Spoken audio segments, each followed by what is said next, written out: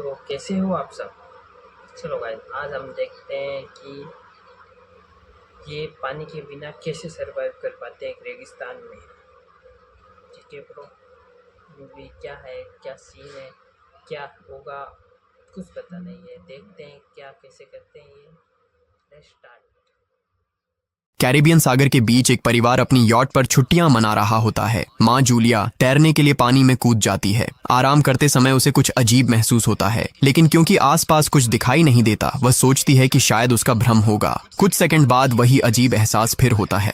इस बार भी कुछ नजर नहीं आता, लेकिन अब वह घबरा जाती है और यॉट की तरफ तैरना शुरू करती है। तभी अचानक कोई उसकी टांग खींचने लगता है और वह मदद के लिए जोर जोर से चिल्लाने लगती है। उसकी बेटी कैसी हेडफोन लगाकर म्यूजिक सुन रही होती है, इसलिए उसे कुछ सुनाई नहीं देता। पति टॉम और बेटा बेन मछली पकड़ने में व्यस्त होते हैं। जूलिया पानी के ऊपर टिकने की कोशिश करती है, लेकिन मुंह में पानी जाने की वजह से चिल्लाना मुश्किल हो जाता है। थोड़ी देर बाद टॉम को एहसास होता है कि काफी देर से उसने जूलिया को नहीं देखा। वह यॉट पर उसे ढूंढता है और फिर अपनी पत्नी को खतरे में देख लेता है। वह बच्चों को बुलाता है, यॉट को उस तरफ ले जाता है और पानी में कूद जाता है। जल्दी से जूलिया तक पहुंचकर उसे संभालता है और यॉट की ओर तैरता है। बच्चे दोनों को ऊपर खींच लेते हैं। परिवार जूलिया को संभालता है, लेकिन जूलिया खुद को समझाती है कि शायद लहरों की वजह से ऐसा हुआ होगा। रात को सब मिलकर बेन का जन्मदिन मनाते हैं। कैसी को उसके बॉयफ्रेंड का कॉल आता है, तो वह लैपटॉप लेकर बाहर चली जाती है। वीडियो कॉल में उसका बॉयफ्रेंड दिखाता है कि शहर के ऊपर बड़े बड़े काले बादल छा गए हैं। कॉल ग्लिच होकर फ्रीज हो जाती है। कैसी यह बात परिवार को बताने आती है, लेकिन टॉम कहता है कि शायद जमीन से दूर होने की वजह से सिग्नल कमजोर है। तभी सबको एक आवाज सुनाई। तो इन मूवियों में ना ये लड़कियां ना अपने बॉयफ्रेंड से सीधे बात कर लेती है। माँ बाप का कोई डर नहीं होता। क्या बाहर विदेश में ये सब जेल में होता है? कमेंट्स में बताना ब्रो। देती है। वे सब बाहर जाते हैं और देखते हैं कि व्हेल मछलियों का एक समूह गुजर रहा है। टॉम समझाता है कि व्हेल मछलियां हमेशा पृथ्वी के मैग्नेटिक फील्ड को फॉलो करती हैं, लेकिन जब तूफान आता है तो वे कंफ्यूज हो जाती हैं। अचानक यॉट जोर से हिलती है और बेन गिर जाता है। टॉम को चिंता होती है कि कहीं यॉट को नुकसान तो नहीं पहुंचा, इसलिए वह डाइव करके नीचे चेक करने चला जाता है। कुछ देर बाद वह सतह पर वापस आता है, लेकिन उसके कंधे पर एक बड़ा घाव होता है। जूलिया तुरंत उसका जख्म सीती है। टॉम बताता है कि पानी के अंदर उसे ऐसा लगा जैसे उसके पीछे कोई बहुत बड़ा जीव था, लेकिन जब उसने मुड़कर देखा तो प्रोपेलर से कट लग गया। वह कहता है कि जो भी चीज थी बहुत बड़ी थी। टॉम को यॉट पर काफी नुकसान दिखाई देता है, इसलिए उन्हें मदद बुलानी पड़ती है। जूलिया बार बार रेडियो पर कोशिश करती है। कैसी फोन पर सिग्नल ढूंढती है, लेकिन कुछ भी काम नहीं करता। तभी कैसी को एक अजीब सा जीव दिखाई देता है और वह चिल्ला उठती है, लेकिन वह तो बस बेन होता है जो मास्क पहनकर मजाक कर रहा होता है। कुछ देर बाद यॉट पूरी तरह बंद हो जाती है और समुद्र के बीच में फंस जाती है। जूलिया रेडियो में एक आवाज सुनती है, लेकिन आवाज इतनी खराब होती है कि उसे कुछ समझ नहीं आता। टॉम परिवार को बताता है कि उनके पास सिर्फ 4 दिन का खाना पानी बचा है और अब उन्हें किसी मछली पकड़ने वाली नाव का इंतजार करना होगा। अचानक रडार पर कुछ डिटेक्ट होता है और परिवार को एक अजीब सी आवाज सुनाई देती है। सब दौड़कर बाहर आते हैं और हैरानी से देखते हैं कि कई सारे उल्कापिंड जमीन पर गिर रहे हैं। जहां जहां उल्कापिंड गिरते हैं वहां बड़े धमाके होते हैं। एक उल्कापिंड पानी में उनके पास गिरता है तो टॉम तुरंत यॉट को चलाने की कोशिश करता है। इंजन मुश्किल से चलता है, लेकिन तभी एक और उल्कापिंड उस इलाके को हिट करता है। परिवार डर के मारे एक दूसरे को कसकर पकड़ लेता है। तभी टॉम को समझ आता है कि जो आग के गोले गिर रहे हैं वे उल्कापिंड नहीं बल्कि सैटेलाइट्स हैं। उसी वक्त बेन देखता है कि यॉट से धुआं निकल रहा है। टॉम चेक करता है और कंफर्म होता है कि इंजन खराब हो गया है। हवा तेज होने लगती है तो फैमिली यॉट के अंदर छुप जाती है, बिना ये नोटिस किए कि कंपास बहुत तेजी से घूम रहा है। यॉट जोर जोर से हिलने लगती है। बेन फिर से गिर जाता है और इस बार उसे चोट भी लग जाती है। लहरें तेजी से यॉट से टकरा रही होती हैं। टॉम स्ट्रगल करके बाहर जाता है और लाइफ जैकेट्स लेकर आता है। तभी पावर चली जाती है। टॉम तुरंत पावर बॉक्स का बटन प्रेस करता है और लाइट वापस आ जाती है। उस वक्त बेन नोटिस करता है कि जूलिया की नाक से खून बह रहा है। जूलिया को चक्कर आने लगते हैं,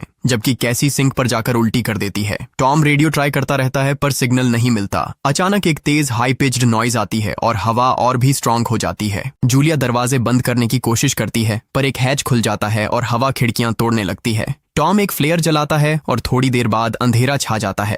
अगली सुबह फैमिली शॉक में उठती है कि वो स्टॉर्म से बच गए हैं, लेकिन यॉट आधी तबाह हो गई होती है। जब वो बाहर आते हैं तो देखते हैं कि समुंदर का पानी गायब हो गया है और यॉट अब जमीन पर अटकी है। सब ये देखकर शॉक में आ जाते हैं। कैसी सिग्नल चेक करती है पर नेटवर्क बिल्कुल डाउन होता है। बेन 2 मरे हुए केकड़ों से खेलने लगता है। टॉम कंपास चेक करता है और देखता है कि वो उल्टा हो गया है। ये आखिरी बार 7 लाख साल पहले हुआ था। कैसी को लगता है कि उसका बॉयफ्रेंड मर गया होगा और वो टूट जाती है। जब जूलिया उसे समझाने आती है तो कैसी उसे दूर कर देती है और छुपने चली जाती है। जूलिया और टॉम बची हुई सप्लाईज देखते हैं। बेन अपने बर्थडे बलून्स एक पत्थर से बांध देता है ताकि शायद कोई बचा हुआ सर्वाइवर देख ले। टॉम फिर रेडियो ट्राई करता है और इस बार एक आदमी से कनेक्शन हो जाता है। उसका नाम नाव होता है और वो एक सबमरीन का कैप्टन होता है। उसकी सबमरीन भी लैंड पर अटक गई है। वो कंफर्म करता है कि मैग्नेटिक पोल्स रिवर्स हो गए हैं, इसलिए ओशन पीछे हट गया है और जमीन डूब गई है। वो कहता है कि उसने अभी तक और सर्वाइवर्स नहीं देखे और कम्युनिकेशन सिस्टम्स बिल्कुल डाउन हो गए हैं। वो मजीद ये भी कहता है कि पोल्स फिर रिवर्स होंगे और शायद 1 हफ्ते में समुंदर वापस आ जाएगा। वो फैमिली को वार्न करता है कि जितना हो सके ऊंची जगह चढ़ जाओ, क्योंकि जब पानी वापस आएगा तो वो बहुत खतरनाक होगा। वो बोलता है उसका पार्टनर क्रैश में मारा गया और सबमरीन में बस 3 लोगों की ही जगह है। जूलिया और टॉम उससे कहते हैं कि प्लीज हमारे बच्चों को बचा लो। वो उन्हें अपने कोऑर्डिनेट्स दे देता है। टॉम कैलकुलेट करता है कि सबमरीन तक पहुंचने में 2-3 दिन लगेंगे। वो फैमिली से कहता है आज रात अच्छे से आराम कर लो, कल सुबह हम निकलेंगे। अगली सुबह फैमिली सामान पैक कर रही होती है। तभी टॉम को पास में कुछ हिलता हुआ दिखता है। वो एक लंगड़ा आदमी होता है जिसके हाथ में हार्पून होती है और साथ में एक कुत्ता लगातार भौंक रहा होता है। टॉम उसके पास जाता है और उसे पानी की बोतल देता है, लेकिन वो आदमी कुछ ऐसी भाषा में बोलता है जो टॉम समझ नहीं पाता। पानी पीने के बाद वो अजनबी अचानक टॉम के सिर पर बोतल मारता है और चेहरे पर जोर का लात मार देता है। जूलिया डर के मारे भागती है, लेकिन तब तक देर हो चुकी होती है। वो आदमी टॉम के पेट में हार्पून घुसा चुका होता है। टॉम कुछ पल तक तड़पता है और फिर वो उसकी गर्दन भी काट देता है। फिर वो आदमी जूलिया के पीछे भागता है और उस पर हार्पून फेंकता है, जिससे उसके कंधे में चोट लग जाती है। जूलिया दर्द सहते हुए यॉट के अंदर भागती है और बच्चों को बोलती है कि छुप जाओ। वो दरवाजा लॉक कर देती है। कैसी और बेन सोफे के अंदर घुस जाते हैं। जूलिया उन्हें फ्लेयर गन पकड़ाती है और खुद एक चाकू लेकर बाथरूम में छुप जाती है। वो आदमी दरवाजे पर जोर जोर से धक्के मारता है और आखिर अंदर घुस ही जाता है। पहले वो थोड़ा खाना उठाता है और फिर यॉट में इधर उधर ढूंढने लगता है, फिर बाथरूम की तरफ जाता है, लेकिन जूलिया समझदारी से एक छोटे छेद से बाहर निकल जाती है। वो आदमी सोचता है कि जूलिया भाग गई, लेकिन जैसे ही वो धीरे से निकलने लगती है, उसका कुत्ता उसे देख लेता है और भौंकने लगता है। कुत्ता उस पर झपटता है तो जूलिया चाकू से उसे मार देती है। कुत्ते की चीख सुनकर वो आदमी बाहर आता है और अपने कुत्ते की लाश देखकर आग बबूला हो जाता है। इस बीच जूलिया यॉट के दूसरे साइड से अंदर जाने की कोशिश करती है। वो ऊपर चढ़कर टूटी हुई खिड़की से अंदर घुसने लगती है, लेकिन वो आदमी पहले ही वहां पहुंच जाता है। वो उसे पकड़कर जोर से मुक्का मारता है, जिससे वो नीचे गिर जाती है। जूलिया फर्नीचर पकड़कर बचने की कोशिश करती है, लेकिन वो आदमी उसे लात मारकर दूर फेंक देता। दोस्तों मूवी कैसी लग रही है कमेंट्स में बताना, ओके ब्रो, ताकि मैं और इस मूवी ढूंढ के लाऊं आपके लिए और आप हम देखें साथ में। कंटिन्यू करते हैं।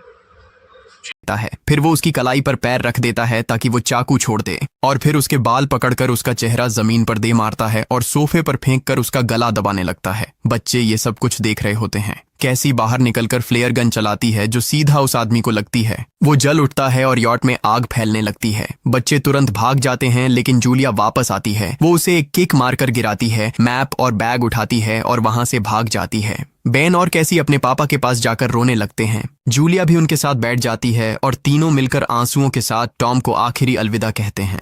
तभी वो डरावना आदमी फिर यॉट से बाहर निकल आता है तो फैमिली फिर से भागने लगती है। कुछ ही देर में यॉट एक बड़े धमाके के साथ उड़ जाती है। थोड़ी दूर चलने के बाद वो लोग एक छोटे से झरने के पास रुकते हैं ताकि थोड़ा आराम कर सकें। कैसी सोचती है कि शायद वो पागल आदमी उनके पास गुब्बारे देखकर आया था। ये सुनकर बेन खुद को कसूरवार मानने लगता है। जूलिया उसे समझाती है कि इसमें उसकी कोई गलती नहीं थी और सबको आगे बढ़ने को कहती है, क्योंकि वो आदमी अभी भी उनके पीछे है। रास्ते में एक छोटे तालाब के पास बेन एक मरी हुई हैमरहेड शार्क देखकर हैरान रह जाता है। तभी जूलिया नोटिस करती है कि वो आदमी फिर उनके करीब पहुंचने वाला है। सब लोग दौड़ पड़ते हैं और एक रेत के टीले से नीचे गिर जाते हैं, जहां उन्हें जहरीला कचरा दिखाई देता है। फैमिली सावधानी से उसे पार करती है और लगता है कि उन्होंने उस आदमी से पीछा छुड़ा लिया है। चलते चलते उन्हें बड़े बड़े मरे हुए सी एनिमल्स और समुंदर के नीचे जमा हुआ सारा प्लास्टिक दिखने लगता है। बेन धीरे धीरे चलने लगता है तो जूलिया समझ जाती है कि वो डिहाइड्रेशन के करीब है। वो सबको रुकने को कहती है। जब वो पानी की बोतल देखती है तो उसे झटका लगता है। बोतल में पानी लगभग खत्म हो चुका होता है।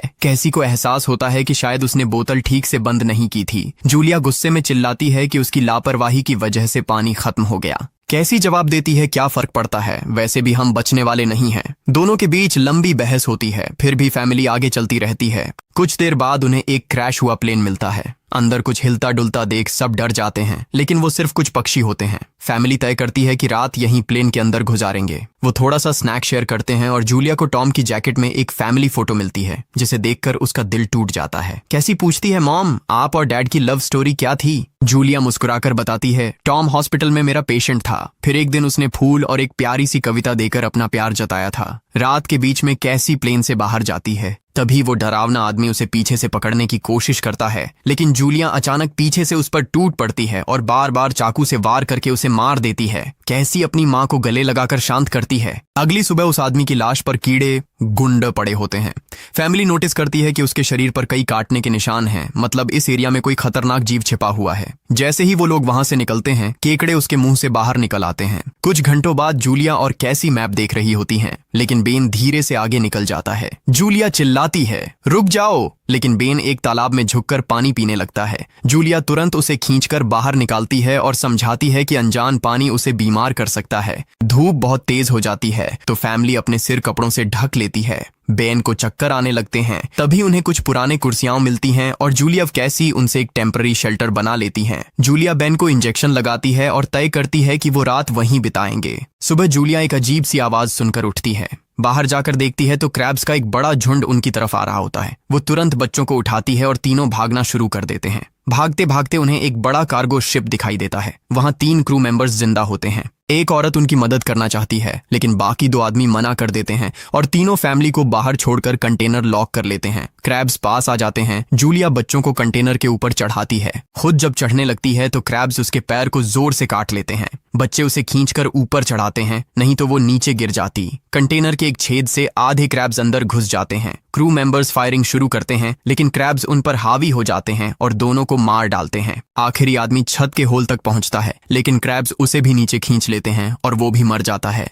जूलिया अपने जख्म पर पट्टी बांधती है और बेहोश हो जाती है। कुछ देर बाद जब वो उठती है तो खुद को रेत के तूफान के बीच अकेली पाती है। वो घबराकर बच्चों को ढूंढने लगती है। एक मरी हुई औरत का हथियार उठाती है और जोर जोर से चिल्लाती है। कैसी उसकी आवाज सुनकर लौट आती है और बताती है कि वो और बेन मदद ढूंढने गए थे, लेकिन कोई नहीं मिला। फिर दोनों बेन से मिलते हैं, जिसे एक खुला कंटेनर मिलता है जहां वो तूफान खत्म होने तक रुक सकते हैं। जूलिया टॉम का लाइटर निकालती है और अपने जख्म को जलाकर बंद करती है, जो बेहद दर्दनाक होता है। तूफान थमने के बाद उन्हें एक और कंटेनर मिलता है जिसमें बहुत सारी पानी की बोतलें होती हैं। बॉडीज चेक करते वक्त उन्हें एक रेडियो और एक गन भी मिलती है। जूलिया नाव से संपर्क करती है और बताती है कि मैप खो गया है।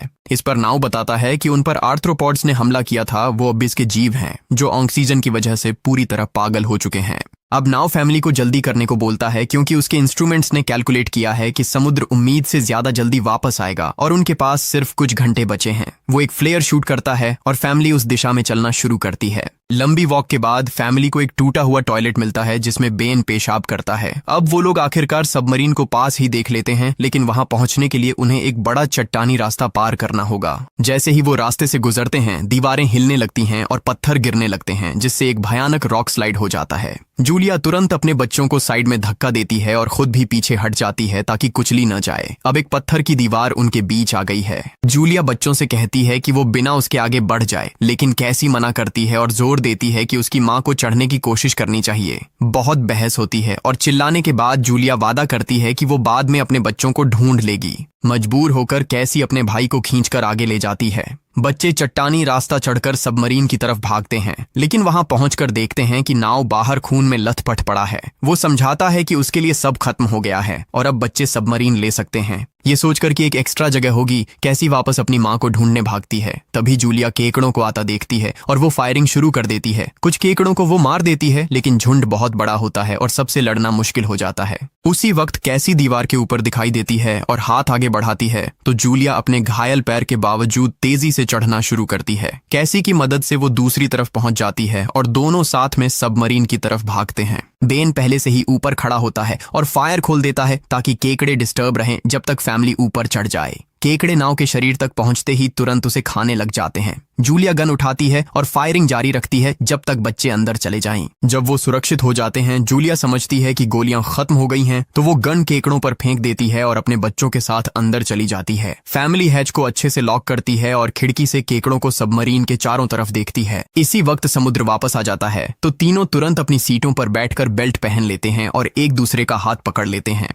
तेज लहरें सबमरीन को जोर जोर से इधर उधर फेंकना शुरू कर देती हैं, जिससे जूलिया को पूरी जर्नी के विजन दिखने लगते हैं और कैसी उल्टी कर देती है। जल्दी ही वो हाई पिच आवाज वापस आती है और फैमिली बेहोश हो जाती है। कुछ देर बाद जूलिया और बच्चे होश में आते हैं और खुद को जिंदा देखकर खुश होते हैं। वो हैच अनलॉक करके बाहर निकलते हैं और देखते हैं कि लहरों ने सबमरीन को एक तबाह शहर में गिरा दिया है। यानी अब जिंदा रहने और नया जीवन शुरू करने की उम्मीद है। और यहीं पर फिल्म खत्म होती है। चैनल को सब्सक्राइब करना न भूलें और बेल आइकन जरूर दबाएं ताकि आपको ऐसे ही मजेदार वीडियो मिलते रहें। देखने के लिए धन्यवाद।